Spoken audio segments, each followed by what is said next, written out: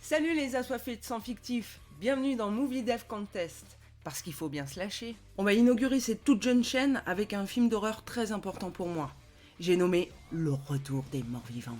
C'est mon tout premier film d'horreur, celui qui m'a fait tomber dans la marmite. Sorti en 1985, Le Retour des Morts Vivants est un film américain réalisé par Dan O'Bannon, entre autres scénaristes de Dark Star, Alien le 8e passager ou encore Total Recall. 2 semaines. Les ingrédients de l'histoire du Retour des Morts Vivants, ils sont pas bien compliqués. 2 imbéciles qui libèrent une substance toxique censée réveiller les morts qui crèvent la dalle, un groupe de punks qui veulent faire la fête dans un cimetière, une succession de mauvaises décisions, et vous obtenez cette comédie horrifique qu'est Le Retour des Morts Vivants. On y retrouve certains visages connus dans le cinéma de genre, comme Clu Gulager, qui joue le rôle de Burt, qu'on a pu voir par exemple dans La Revanche de Freddy, ou tout récemment dans Once Upon a Time in Hollywood. On a aussi James Karen, alias Frank, qui aura un rôle très similaire dans la séquelle du Retour des Morts Vivants, et qu'on a pu voir aussi en 82 dans Poltergeist. Après vous avez le jeune Freddy, joué par Tom Matthews, qui lui aussi, comme Frank, va reprendre un rôle similaire dans Le Retour des Morts Vivants 2. Également en 1986, il interprétera Tommy Jarvis dans Vendredi 13 chapitre 6, Jason le Mort-Vivant. On a aussi Spider, interprété par Miguel A. Nunez, qui lui aussi a joué dans un Vendredi 13, mais le chapitre numéro 5. Ooh, baby. Hey, baby. Ooh, baby. Ooh, baby. Ooh, baby. Et vous avez aussi la très jolie Linnea Quigley, alias Trash, qui a un CV assez impressionnant en fait, je dois dire. On notera seulement qu'en 1984, elle a joué dans Douce Nuit, Sanglante Nuit, Naughty, Punish. Pour le reste de la filmo, Google est votre ami, vous le savez. Parce qu'après tout, on est là pour voir des morts, alors on n'attend pas plus pour lancer le Movie Dev Contest. Yeah, we like to get fucked up and do fucked up shit. Le film commence en t'annonçant que ce que tu vas voir est une histoire vraie. Et alors la marmotte, elle met le chocolat dans le papier d'alu. Mais bien sûr, nous sommes en 84 dans une boîte bien nommée You Need a Medical Supply, donc vous avez besoin de matériel médical. Et nous y rencontrons Freddy, fraîchement embauché, Frank, l'ancien qui va lui apprendre les ficelles du métier, et Burt, le patron, qui s'en va parce que, merde, hein, c'est la veille du 4 juillet quand même. Frank fait faire le tour du propriétaire à Freddy tout en lui soumettant un cours / interro surprise que seul un ingénieur qualifié saurait gérer. And that's A for adults, eh? Okay. Then that's divided up into 2 sections. That's divided into the M for male and the F for Female. good boy. Bien petit, t'iras loin dans la vie. Don't fool around, you're learning. La visite suivante glace le gamin sur place. Creepy. C'est cette image qui m'avait le plus impressionné quand j'étais gosse d'ailleurs. C'est super bizarre. Pourquoi décrocher dans la tête? Partons à la rencontre des potes de Freddy, Suicide, Trash, Spider, Tina, la copine de Freddy, qui fait clairement tâche dans le groupe, Kazay, Chuck et Scuzz. Ils sont en route pour chercher Freddy au boulot. Retour à la boîte où Frank, qui se plaît beaucoup dans son rôle de mentor, raconte à Freddy qu'un incident qui aurait directement inspiré le film La Nuit des Morts Vivants de Romero aurait un rapport avec les lieux. L'armée aurait perdu des barils de trioxyne 245, ayant la propriété de faire revenir les morts à la vie. What typical army fuck-up. Ils auraient ensuite gardé le secret. And they kept it a secret. Ça fait 14 ans que certains des barils sont à la cave. Peu après un coup de fil qui manque de faire claquer Freddy, Frank l'invite à descendre voir le fameux baril contenant un cadavre. Allez, que de la gueule. Oh, miam. Freddy, décidément pas rassuré, demande à Frank si le baril est bien sécurisé. No, these things were made by the U.S. Army Corps of Engineers. Oups.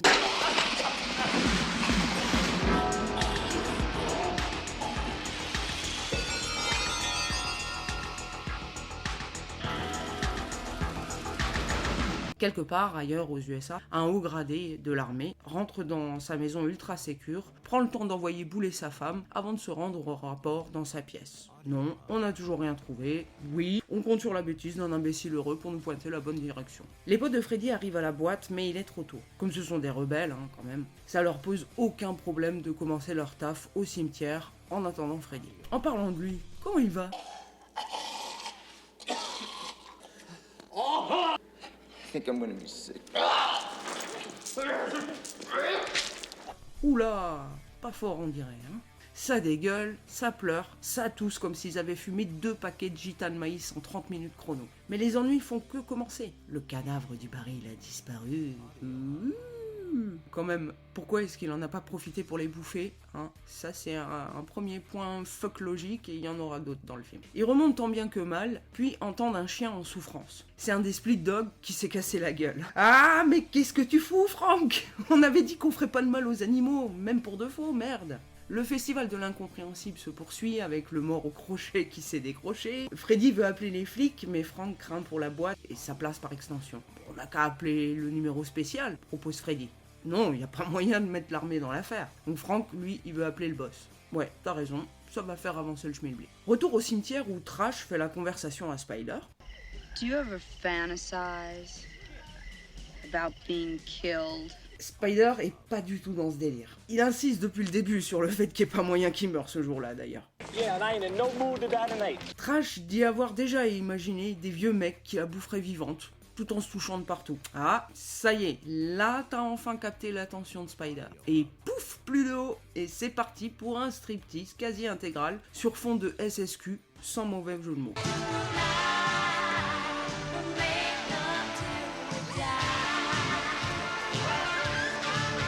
Bon, moi je dis, ça pue quand même un petit peu le bas de karma. Hein. Tina qui fait toujours aussi tâche, elle se retrouve comme une conne à rien faire, c'est ridicule. Et puis Spider, regardez, il nous fait la danse du Greasy Strangler avant l'heure. Burt le patron est revenu et il est pas content. Il a peur pour son business et il veut tuer le cadavre qui insiste vraiment pour sortir. Il a la super idée de confier une pioche, oui, une pioche, à Frank. Oui, à Frank, celui qui, depuis je sais pas combien de temps, se touche de partout. Hein, pour moi, c'est le toucheur de visage compulsif. Il a les yeux exorbités, en fait, il est complètement en PLS, il comprend plus rien à ce qui se passe. L'acteur, il est intense, hein. Là, c'est le rôle de sa vie, mais putain, hein, il lui confie pas une pioche, merde. Freddy, il doit ouvrir la porte, et Burt, bah, il couvre l'événement bien caché.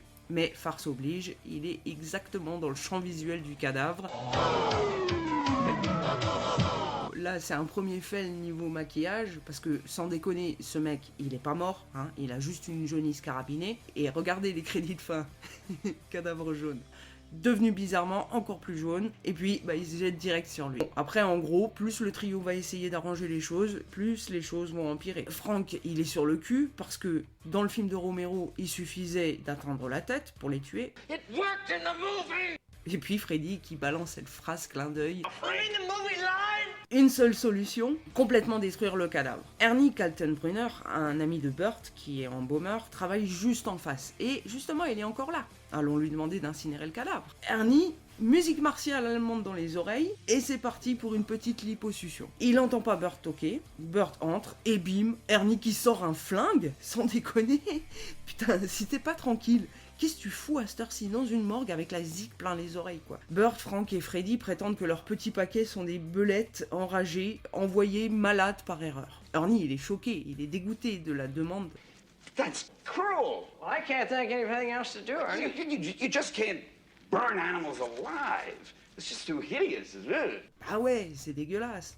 Attends, qu'est-ce que tu fais, Ernie? Ernie, qu'est-ce que tu fais? Non mais sérieux, il veut vraiment utiliser son flingue. Là, Burt est bien obligé de lui montrer ce qu'il y a dans les sacs. Il en sort un bras, décidément plus jaune, hein, ce cadavre. Et puis, bah, le bras, il s'attaque direct à la jambe d'Ernie. Retour au cimetière où Tina se sépare des autres pour chercher son mec.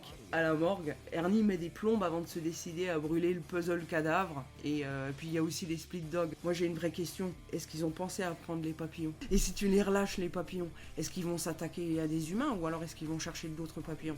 Et auquel cas c'est un problème s'ils sont en hiver, parce qu'il n'y a pas de papillons en hiver. Bref, je m'éloigne. On met le feu à tout ça, il y a des nuages toxiques qui se forment, l'orage pète, il pleut, c'est le bordel. De son côté, Tina, elle est arrivée au bâtiment, elle y rentre, et puis le reste de la bande, eh ben, il dégage dans la voiture de Suicide, qui est aussi étanche qu'une éponge.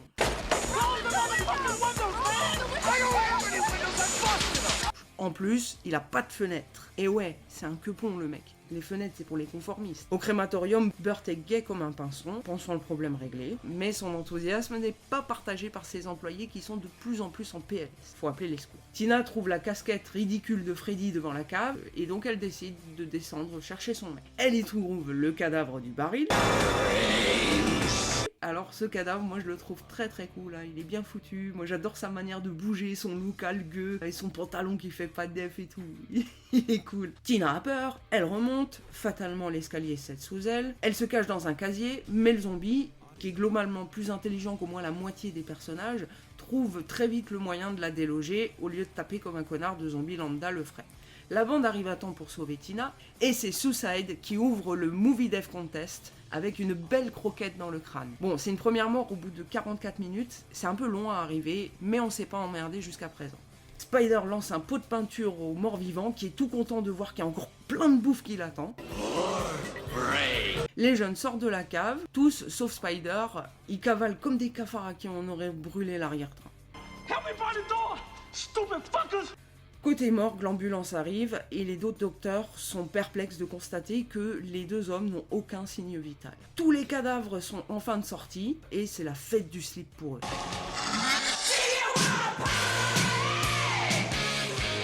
Les jeunes sont ressortis et Trash est laissée toute seule. À défaut de vieux, ce sont des morts-vivants qui la bouffent toute crue. Nouveau fait le maquillage, hein, cette fois ils ont même pas pris la peine d'en faire. Un petit coup de boue et on croit que le tour est joué. Les médecins délivrent leur diagnostic.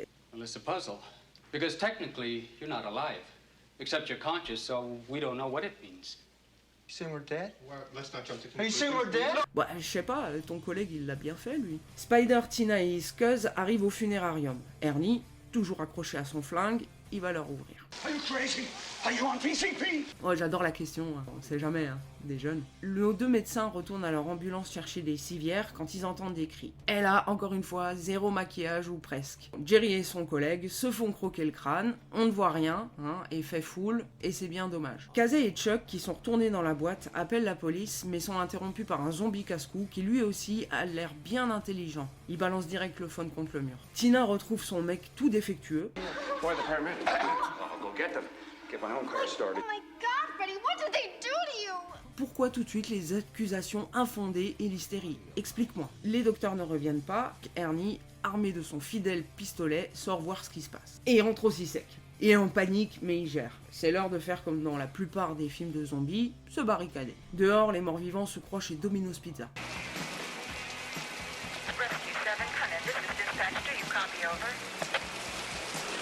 I'm in dispatch.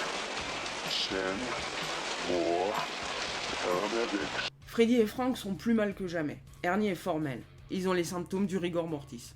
Tout le monde pète un câble et est prêt à se foutre sur la gueule sur cette révélation. La commande de médecins bien frais arrive et bim, nouvelle petite mêlée. Le siège du funérarium se passe mal. Scuzz se prend une croquette. Ses compagnons capturent la mort vivante qui veut pas lâcher le morceau.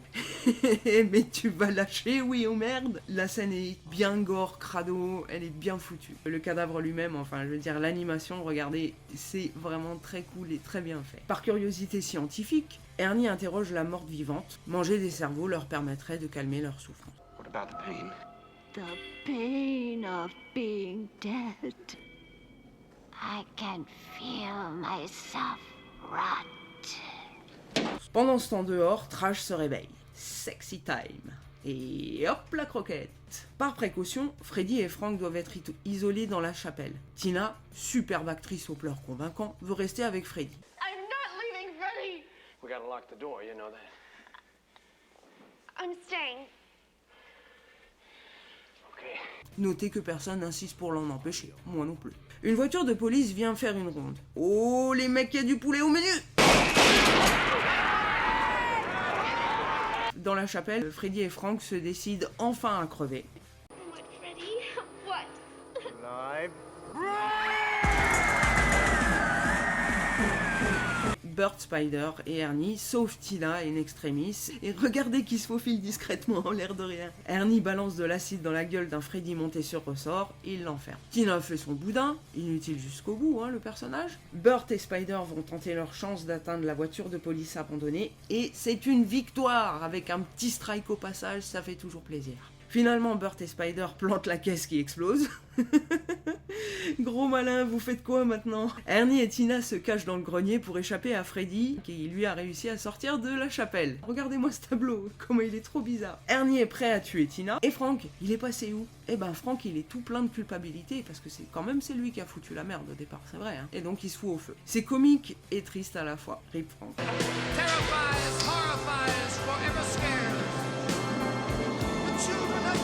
Il y a plein de flics qui arrivent, à la soupe les gars, mais on commence à se rendre compte que la situation est grave, hein. Il y a même des hélicoptères, là c'est impossible d'estimer le nombre de victimes, mais c'est pas grave, vous verrez pourquoi.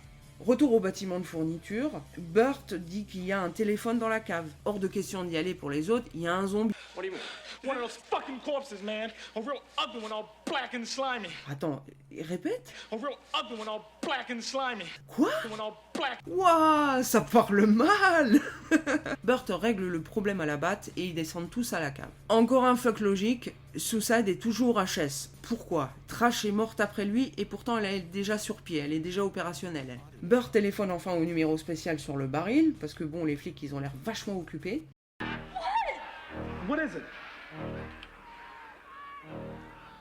Un militaire transfère l'appel au haut gradé du début du film, donc en fait c'est un colonel. Bim, il se lève, bien sûr il parle toujours pas à sa femme, hein, parce que voilà. What happened next? Oh, you did? And what effect did that have? I see. So, what did you do then? And what did they do? Non mais la manière de poser les questions et tout froid, non mais... Aucune empathie le mec, aucun sentiment, c'est un putain de robot. Il plante Burt plus ou moins sans réponse et il se met au travail dans sa pièce. À partir de là, tout va beaucoup trop vite. Un militaire prépare le lancement d'une bombe qui pour moi ressemble plutôt à un missile nucléaire. Un missile nucléaire de jeu vidéo. Et là, le monde s'arrête. Donc t'as la bombe qui explose, on déplore quelques dégâts collatéraux, mais rien de grave d'après le colonel. Moins de 4000 civils tués, tout va bien madame la marquise. Les feux, ça va, la pluie va stopper tout ça. Bon, il y en a qui se plaignent du caractère irritant de la pluie, mais un coup d'eau, il n'y paraîtra plus, hein. No, sir, this hasn't been very pleasant for anyone. Ah, moi ça va, je trouve que t'as l'air de bien vivre tout ça. Le tout, hein, cette espèce de bilan vite fait, sur fond de pluie qui pénètre la terre, hein, on revoit les images du milieu du film, et on sait tous comment ça va continuer, et voilà, et le film est fini. J'attribue la machette de la classe à la mort de Scuzz. La morte vivante qui veut pas lâcher le morceau et les autres qui doivent la couper en deux, c'est la scène la plus jouissive niveau gore. Et une des mieux faites. Le katana de l'espoir revient au suicide de Frank. Parce que moi je dis, mort ou pas, faut avoir de sacrés coronesses pour aller se foutre au feu volontairement. Le couteau à beurre de la honte pourrait revenir à toutes les attaques de groupe en mode on s'en fout du maquillage. Mais bon, je vais nommer la mort de Trash, qui augurait pourtant du bon. Je veux dire, depuis le début quand même, elle parlait de mourir. Trash, elle méritait une mort plus trash. Le retour des morts vivants est léger, comique, pas vraiment effrayant. On regrette les maquillages inexistants, surtout que certaines créatures sont réussies et non pas vieillies. Chipote pour l'intérêt de l'émission, hein.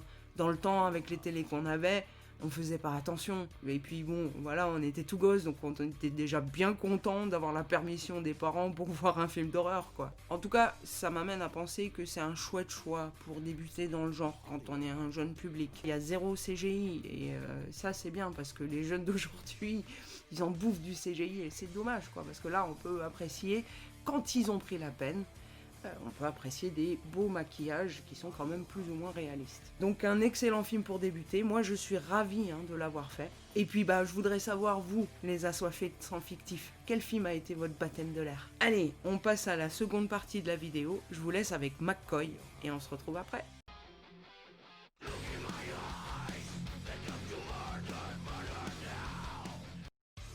Bonjour à tous. Ouais, alors moi, aujourd'hui, je suis là pour vous parler de Branded, ou Dead Alive en VO. 2 titres anglais différents, dont un pour la France, comprenne qui pourra. Le film ultra gore de Peter Jackson. Le film date de 1992, soit presque 10 ans avant que son réalisateur ne passe à la postérité avec les sagas du Seigneur des Anneaux, puis du Hobbit. J'ai une préférence pour la première, mais la seconde ne mérite pas, à mon sens, la volée de bois vert qu'elle a pris. Mais je digresse. Branded, donc. Ce chef-d'œuvre tout en maquillage à l'ancienne est une bombe atomique. Après le déjà bien dégueu Bad Taste, tourné en amateur avec des potes tous les week-ends durant 4 ans, Jackson, ayant réalisé entre deux un petit film de marionnettes barré, revient en rayon boucherie faire ses emplettes. Ne cherchez pas un scénario complexe à l'image de son sublime Fantôme contre Fantôme. Car oui, Jackson ne fait pas de mauvais films. Il sait pas faire. Non, l'histoire de celui-ci est plus simple. Inutile de chercher à faire compliqué, c'est pas le but. Non, l'idée ici, c'est d'exploser des omblards et des humains de la pire des façons. Et j'aime autant vous dire qu'on est gâtés. Un curé éventré, une infirmière décapitée, un blouson noir démembré, des fêtards désorganisés. Enfin, je veux dire, ils sont pas confus, hein. On leur arrache des organes, quoi. Oui, je donne des significations toutes personnelles aux adjectifs français. En même temps, on fait un peu ce qu'on veut avec les langues, hein. Tiens, tenez, par exemple, chez nous, on a une figure. Eh ben, quand elle est arrachée, on dit qu'elle est défigurée. Aux États-Unis, ils ont une face. Eh ben, quand on l'arrache, on dit pas disfaced, on dit disfigured. Hein alors, c'est pas chelou ça? Mais je m'égare encore une fois. Donc vous l'aurez compris, c'est un grand festival de sang et de tripaille. Et cerise sur le gâteau, pour ceux qui ne voudraient pas le voir de peur d'avoir peur, si, ça existe, ça s'appelle la phobophobie. C'est pas parce qu'on parle de films d'horreur qu'on peut pas apprendre des trucs. Eh bien rassurez-vous donc, car ce film est une comédie. On dirait pas comme ça, mais c'est un délire total. Un bébé zombie qu'on promène dans le parc, un repas immonde avec 4 cadavres revenus à l'état d'enfant, dans le comportement, hein, j'entends. Des morts graphiques, des gags visuels, des petites références comiques, comme l'intro qui se passe sur Skull Island, l'île où vit King Kong en fait. Jackson est un grand fan du film de Cooper et Schoedsack. Il en réalisera un superbe remake des années plus tard. Je vous ai déjà dit que Jackson ne faisait jamais de mauvais films. Ben, je le redis. Il a donc glissé un easter egg discretos au début de son film. Je vous ai pas parlé de l'histoire. J'aurais dû commencer par là, mais bon, on s'en fout. C'est une petite chaîne qui débute, on s'amuse, on se fend la gueule. Mais du coup, on est un peu désorganisé. Sauf que cette fois, ça veut bien dire ce que ça veut dire. On est un peu brouillon, quoi. Ça veut pas dire que je suis en train de perdre mes viscères en enregistrant cette recommandation, hein. Bon, quoique, il y a peut-être un petit problème au niveau des intestins, mais on s'en fout. L'histoire, donc. Un explorateur ramène un spécimen de singe rat d'une île exotique pour le mettre en cage dans le zoo de Wellington. Problème, cette créature contamine toute personne qu'elle mord en faisant un zombie avide de chair fraîche. Un jeune homme, totalement sous l'emprise de sa mère tyrannique, trouve l'amour auprès d'une jeune épicière espagnole. La mère du jeune homme n'entend pas cela d'une bonne oreille, qu'elle ne gardera d'ailleurs pas longtemps. Spoiler, gag, lol. Et va suivre le joli couple au zoo. Après un malheureux concours de circonstances, la vieille mégère se fait mordre par le singe rat. Et là, c'est le drame. À partir de ce moment, tout part en bolognaise, et c'est même plus la peine que je vous raconte, c'est visuel. Mais je peux vous dire que si vous avez cherché toute votre vie une scène où un prêtre pète la gueule à des loupards en mode kickboxing, ne cherchez plus, Jackson l'a fait. Sur ce, abonnez-vous à la chaîne, et je vous dis à bientôt pour une nouvelle recommandation si la patronne me file un billet. So long, suckers! Au nom du Seigneur, je vous botte le cul! Merci McCoy pour cet excellent choix. Les premiers films de Jackson sont des bijoux du cinéma gore en mode bricolage chaussette. Il n'y a rien acheté et c'est à mourir de rire. Ce premier numéro touche à sa fin. Si ça vous a plu, vous pouvez liker, partager, commenter et vous abonner. Merci d'avoir regardé et on se retrouve le mois prochain pour un nouveau Movie Death Contest. Ciao!